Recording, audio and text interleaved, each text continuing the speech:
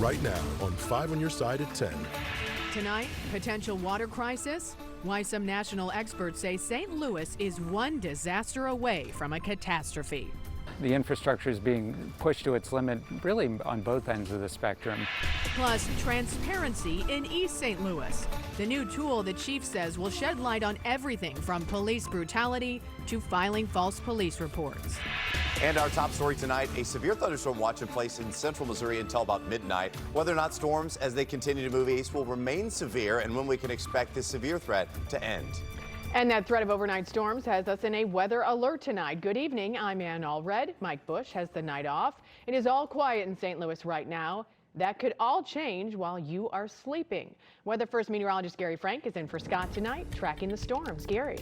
Yeah, good evening. We haven't seen too many storms so far, but we've been monitoring the progress of that cold front across the state right now. The wind just blown. It's still out of the south. It's still warm and muggy at this hour. But as we continue to monitor the progress of that cold front, once it moves through, your severe threat is over. Temps still in the upper 80s, even mid 80s in some cases. But look on the other side of this front. You can see where the wind shift has been. We're in the 60s and 70s, and that, once that moves through, will give us a little bit of a break. A severe thunderstorm watch in place through midnight. You'll notice that most of our area, with the exception of Phelps County, is not involved in that. Also behind it, we've just seen that remove portions of that severe thunderstorm watch. That means as that front continues to move through, the severe threat winds down. Once we get that through, that's good news for us as we go to bed. I don't think that these storms are strengthening by any means, but they're almost to Rolla in Phelps County. This storm is not severe, but over the next 15 to 30 minutes, it will still impact. As we look a little further north right now, those storms are not holding together, but I still expect that there will be a little bit of development as that cold front moves through. A few loud storms are still possible. We'll cross our fingers that those storms don't at least cause any damage, but 40 to 60 mile an hour winds still possible. We'll monitor that specific storm in Phelps County, talk about a little further north and what we can expect as we head into the overnight hours. Remember, you can get the latest Weather First forecast anytime by texting the word weather to 314-425-5355. New tonight, a recent report named St. Louis as one of 5 areas at risk for a water crisis. The CNN report points to the city's aging infrastructure and lead pipes. Our Laura Barczewski is live tonight, and she spoke with local experts closely watching our water. Laura. Yeah, and while our system here in the city of St. Louis, the water system, is very old and definitely has its issues, experts here say a crisis or even a water shortage is really not right around the corner. The city of St. Louis has water and sewer infrastructure that's more than 100 years old, which is also getting more and more beat up by severe weather. I mean, that's really beyond we'll say the lifetime expectancy of our infrastructure. And so when we're straining that even more by these extreme events, that's when we start to see problems and disruptions of water supplies. There are also an undetermined number of lead pipes throughout the city, especially in service lines that deliver water from the main pipes to homes and businesses, which is something Susan Armstrong with the Missouri Safe Drinking Water Commission is keeping an eye on. Lead is a neurotoxin, and your most vulnerable populations are babies and children. The city of St. Louis is currently taking inventory of all of the lead service lines throughout and hope to be finished with it by the end of next year. Armstrong says her family was affected by lead pipes and had her kids tested. And of the 3 children, the 18-month-old came back with high lead levels. So the investigator from the public health department asked me, the mother, could it be the tap water? And in fact, it was, pointing to an old lead pipe connected to her home, which government programs can now help replace. First off, dug up the line to show me that I did have a lead service line, and then they replaced it, no cost to me, with a 1-inch copper line. But does all of this mean we could see a water crisis? Jason Knopf with the Water Institute at SLU says no, but it shows the infrastructure needs updating to avoid it, making things like water rate increases necessary. The way I think about it is if my roof is leaking, I don't like to pay for it, but I realize that if I don't pay for it, it's only going to get worse. And our water infrastructure is exactly the same thing. Jason Knopf with the Water Institute says these updates to our infrastructure take time. They're also expensive. But some other things that he hopes can be done in this city are things like rain gardens, which absorb some of that water so that it doesn't overwhelm our systems. Reporting live from downtown, Laura Barczewski, 5 on your side. Security concerns are forcing St. Mary's Southside Catholic High School to give up home field advantage for Friday night's football game. It's being moved to Waterloo. This comes after a fight forced administrators to suspend last week's football game against Hazelwood East in the fourth quarter. The school posted a message on social media saying those involved in the fight were not affiliated with St. Mary's and no one was seriously hurt. The school is now working on updated safety protocols for future home games. Those include security wands at the gate. Only students with valid school IDs from the home and away teams will be allowed to attend. Student athletes will be limited to only 8 registered guests each. Alumni who want to attend must register with the school. Only adults can bring bags, which must be clear and subject to search at the gate. Students at Alton High School will return to the building tomorrow, nearly a week after a series of fights broke out inside the school. The school switched to remote learning after those fights on Wednesday. Students will be greeted by new metal detectors. More law enforcement and administrators will also be on campus. In less than 2 years, all police departments in Illinois will have to have body cameras in place for its officers. East St. Louis police are already well ahead of that deadline. Today, the department rolled out body cams for the very first time. New tonight, our Brent Solomon got an exclusive look. Brent. And get rid of the he said, she said, and let's get straight to the truth. That's what the police chief tells me he's most excited about as we sat down in a one-on-one this evening. At the scene of a crime, police are there to hold the bad guys accountable. But there are times when police officers themselves are the ones abusing the power entrusted to them. Today's law enforcement has to be able to govern itself better than it has in the past. It's why East St. Louis Police Chief Kendall Perry is proud to roll out a new method of accountability for the very first time. It's not going to be he say, she say. Everything's going to be on camera. 5 on Your Side, the first station to get a look at the 50 new cameras each one of his officers will wear throughout their shifts. These are all the body cams for the department. They also have extra batteries in case the battery runs dead. Back in 2021, we told you this was coming.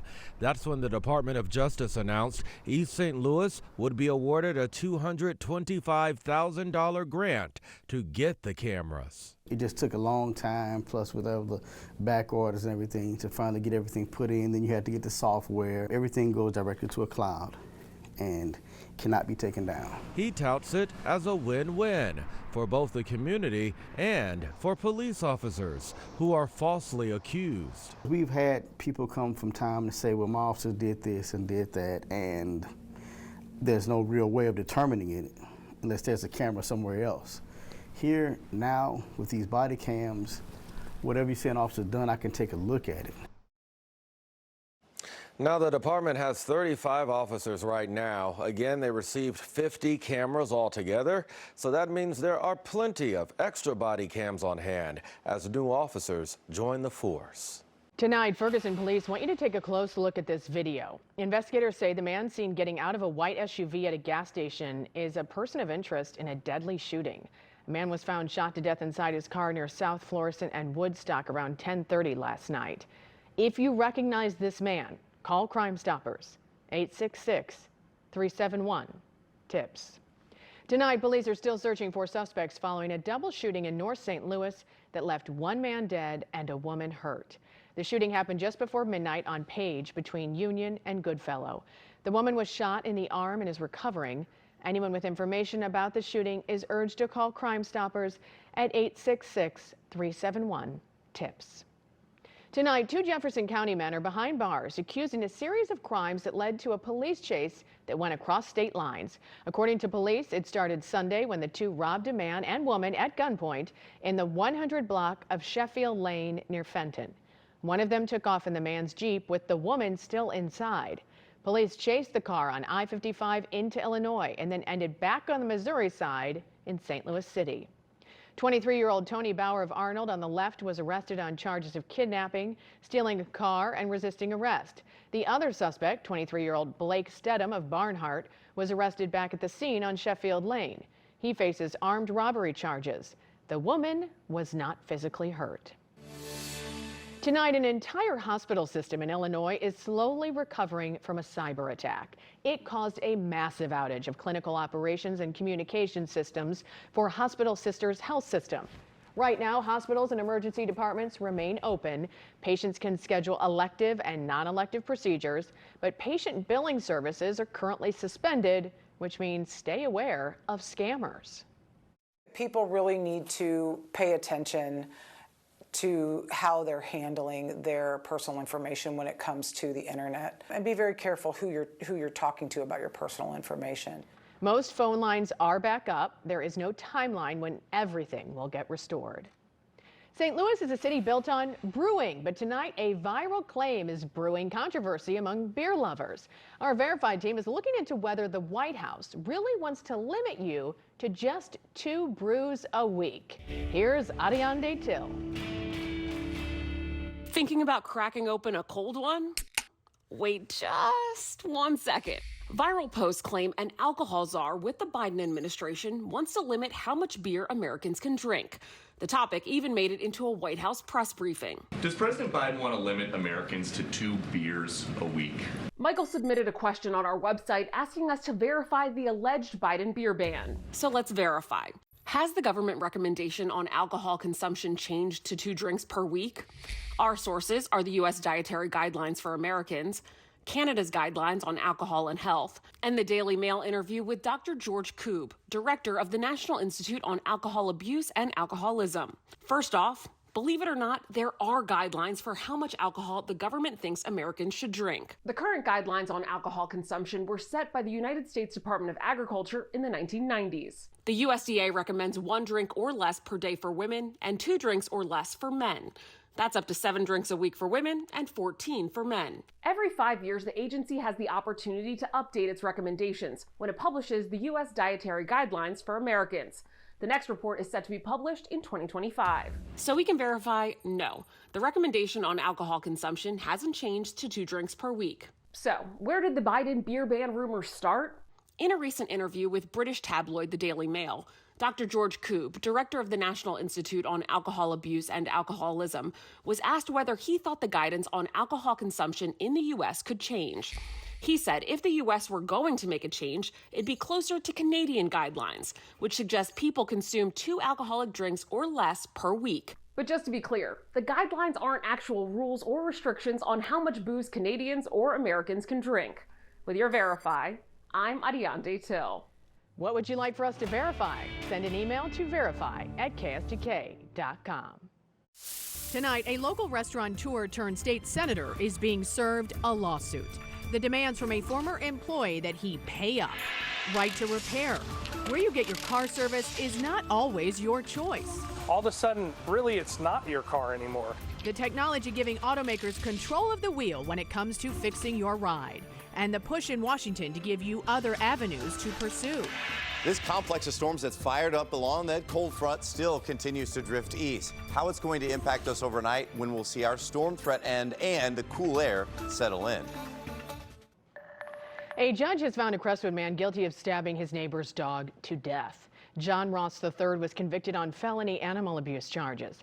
The attack happened back in 2019. According to court documents, Ross stabbed the dog named Teddy 6 or 7 times in front of its owners after the animal ran into his yard. He will be sentenced next month.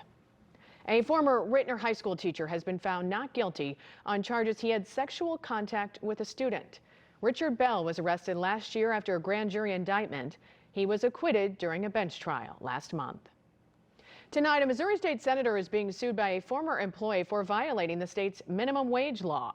Ben Brown is also the owner of Satchmo's Bar and Grill in Chesterfield. In the lawsuit, the former employee claims they were required to work overtime, but only paid for 40 hours a week. They allege they were fired after demanding overtime pay. When your check engine light comes on, you might not know what's wrong, but your automaker does. Now there's a bill in Congress requiring car companies to share that information with you. Tonight, Consumer Reports explains right to repair laws. Here's Mike Bush. Service technicians say just because you're in the driver's seat doesn't give you total control if there's a problem with your ride. So that's your car but you don't get to make decisions on how it's taken care of, who takes care of it. Even if you want to do your own service, all of a sudden, really, it's not your car anymore. If your car breaks down, automakers direct you to the dealership. But is that always the best option? They could let it sit out there however long they want, and you have no options to get it repaired quicker somewhere else. Right to Repair is supported by organizations like Consumer Reports. It gives customers information about their vehicle. That way, consumers have a choice on where to go for repairs.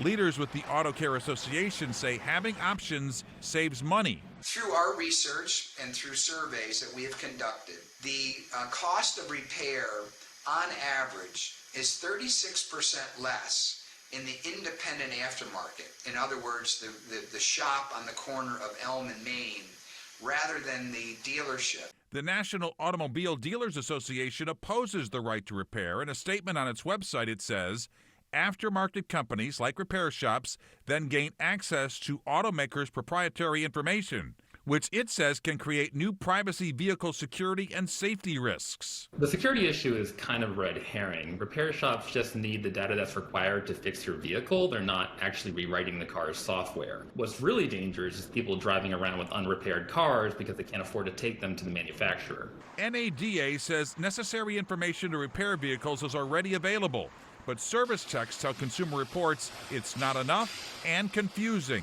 When I'm working on a domestic, an Asian, a European, it's all over the board with the equipment that I need, the websites and subscriptions I have to subscribe to in order to get those cars repaired. He says it's a speed bump. For Consumer Reports, Mike Bush, 5 on your side. Local pools are going to the dogs. With the summer swim season over, the Chesterfield Family Aquatic Center opened its gates today to let pups and pooches take a dip. Several other pools will be holding similar events this week. For more information, text the word dog to 314-425-5355. We'll send you a list to your phone. We are in a weather alert. Meteorologist Gary Frank is in for Scott Connell tonight. And here is your weather first forecast. Gary. Yeah, still pretty nice this evening. We're still tracking a few storms right now, but it's muggy, and that's why it felt good in the pool today. Now, over the next few hours, we're going to still continue to monitor the threat for storms overnight, although that threat is winding down just a little bit. That's good news as we head into the overnight hours. Winds still picking up out of the south before it shifts around. It's 80 with a south breeze at around 10 miles an hour. Pretty close to normal. We got to 87. Our average is 85. You know, we're supposed to be closer to 65 in the morning. We have not seen that. We've seen those mornings back into the 70s.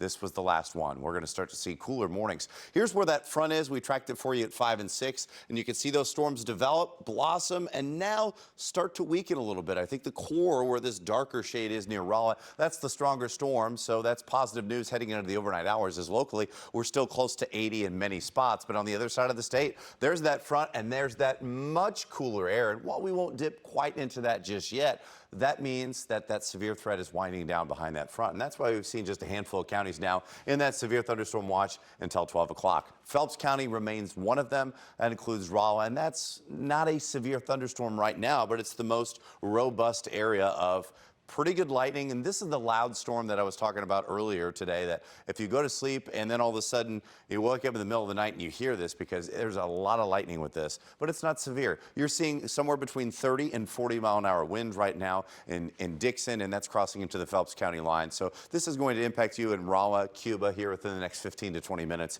And as it continues to drift and maybe weaken just a little bit, as we look along the front to the north, not much going on. It has really fizzled out. You'll see that storm near Mexico, north of Colombia. That has kind of fizzled out. But until that continues to push through, we can't for sure say that we won't see a few storms develop along this front. But at this moment, it looks like that threat is winding down a little bit, so it's positive. But now through 3 a.m., as that cold front moves through, it's possible we'll see a few still loud storms and then maybe a 40 to 60 mile an hour wind gust, although we're trailing on the end of maybe 30 to 40 at maximum. That's positive news. That keeps us away from severe weather as we head into the overnight hours. I think most of us are going to see that really dry air. These numbers back in the 50s, remember we had those cool mornings?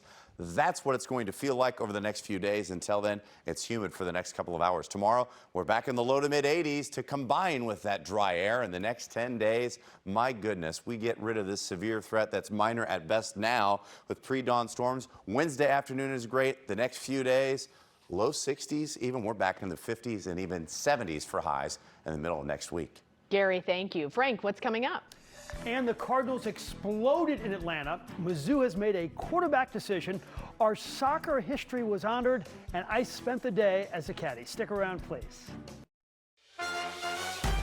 The Sports Desk is sponsored by Jim Butler Chevrolet, the Midwest's #1 Chevy dealer 10 years running. I don't have anything against betting on sports. I'm just not smart enough to do it. Like tonight, how could anybody think it's a good idea to bet on the Cardinals against the Braves, who had 31 more wins? But if you did, you cashed in big time. The Braves are on this historical home run pace, but the Cardinals brought the big bats. Tyler O'Neill, 2-run shot, 3-1 Cards in the second. Tommy Edmonds was Jim Edmond in center. Edmond was Edmonds. 2 great catches. In the third, Nolan Gorman, 426 feet, his 25th, and it's 5-1 Cardinals. Jordan Walker grew up watching the Braves, and tonight he had himself a game. 3 hits, including this homer in the fourth, to give the Cardinals a 6-1 lead. And how about that family just loving it? Gorman added another one, and the Cardinals shocked the Braves. The final tonight, 10-6. This is not shocking. Brady Cook has been named the starting quarterback at Mizzou, and why not? 17-21 passing in the opener, including 11 straight completions. He threw for a touchdown, ran for another. Throw in the fact he played almost all of last season with a torn labrum, and you know you have a competitor. As for the backup, Sam Horn, we are definitely committed to letting Sam continue to get reps and improve and grow. I think he's earned that opportunity, but I also think Brady Cook has earned the right to be quarterback one and take the lion's share of the reps. And so that's going to be how we operate moving forward. when I was growing up, I don't think we ever said we were the best baseball town in the country, but we knew we were the best soccer city. SLU and their 10 national titles is pretty convincing stuff. And the great soccer events just keep coming and coming to our town. The U.S. men's national team is here for a Saturday exhibition at City Park, and today they did something really cool. Head coach Greg Burkhalter and the team honored St. Louis soccer history by meeting with a handful of national team alumni from our area and presenting them each with a special token. Get this, around 10% of all U.S. players in men's team history comes from our area, 10%. And those legends are proud of the impact St. Louis has had on American soccer. To be invited out here to appreciate what is going on, what has gone on, the recognition they're giving us, it's really special. We're behind Southern California and New York, New Jersey, but then you look at the population in those places versus here. I mean, that's a pretty big number. So, you know, it's a special place. And again, credit to more of these guys standing behind for really being the pioneers of raising the level of the sport in the United States. Oh, I take great pride in that. I think all of us do. And, you know, I don't think we think enough of it and take enough pride in that. The Ascension Charity Golf Tourney is set to begin on Friday morning. On Saturday, Ozzy, Chris Pronger, and Robert Thomas will be part of the Celebrity Challenge. And today they had their first Pro-Am event, and I caddied for professional golfer Paul Stankowski. Against the rules. You can't stand right behind me. You got to come over here. Over here. Come on, Frank. He's trying to get me penalized on the first hole. Finish at the target. Okay. Listen to me, please. Gotcha. Oh! Go in. Oh my gosh! Yeah! Ah, he went in! Yes! Get over here! Oh my gosh! It went in! You're the best caddy ever. 92 yards! That's what you call a caddy! And see what else I did to help Paul in my stint as a caddy on Sports Plus. This Sunday night at 10:30. We had a lot of fun. He's a great guy. Wow. Will you come caddy for me sometime? For the right price, I will do it. Thank you, Frank. Right. Pumpkin spice in August. Now Christmas music in September. The reason for a very early start to the season. It was too early on November 1st, but now Mariah Carey's All I Want for Christmas Is You is already experiencing a Spotify spike. The Yuletide favorite reportedly garnered more than 316,000 streams on Saturday alone. Carrie attributes this to her fans in the Philippines. The country is known to start Christmas celebrations in September. Thank goodness. I mean, enough with the Halloween everywhere. Yeah, much less Christmas. Wasn't me. I love the Christmas music early, but not this early, you know. We're going to get an early taste of fall once this front moves through, so that's pretty nice. But we're still monitoring the progress. This is not severe at the moment. That's our only strong storm. It's going to get your attention. Until this front moves through, we can't rule out storms completely into the overnight hours, but I think in general you can go to bed and rest easy and not worry too much about more than maybe a 40-mile-an-hour wind gust and a few loud claps of thunder outside. And thank you for watching 5 on your side at 10. The Tonight Show starring Jimmy Fallon is next. Start your day with Today in St. Louis beginning at 4 a.m. Have a great tomorrow.